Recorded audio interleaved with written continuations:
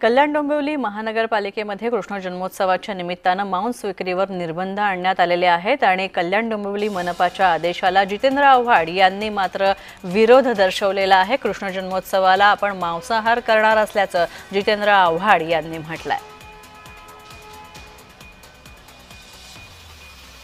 सर्व कल्याण डोंबिवली महानगरपालिका क्षेत्रातील महानगरपालिकेतील नागरिकांना आपण असं आवाहन केलेलं आहे की 15 ऑगस्ट स्वातंत्र्य दिनानिमित्त जे लहान आणि मोठ्या जनावरांचे कत्तलखाने आहे ते पूर्णपणे बंद ठेवण्यात येणार आहे।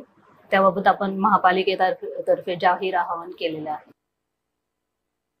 मी तर विचार करतो एखादी पार्टी बिर्टी ठेवूया, कुठेतरी कोंबडी मटण चिकन सगळ्याची पार्टी ठेवूया। काय काय तमाशा आहे का?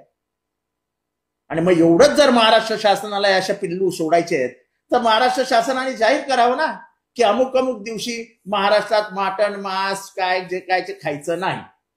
करा साहेब, झाला तर ओबीसी विरुद्ध मराठा झाला, हिंदू विरुद्ध मुसलमान झाला, मराठी विरुद्ध हिंदी झालं। आता पेटवा व्हेजिटेरियन वर्सेस नॉन व्हेजिटेरियन, मांसाहारी वर्सेस शाकाहारी। नाही खायचं आम्हाला शाकाहारी, आम्हाला मांसाहारी खायचं आहे, खाऊ द्या ना।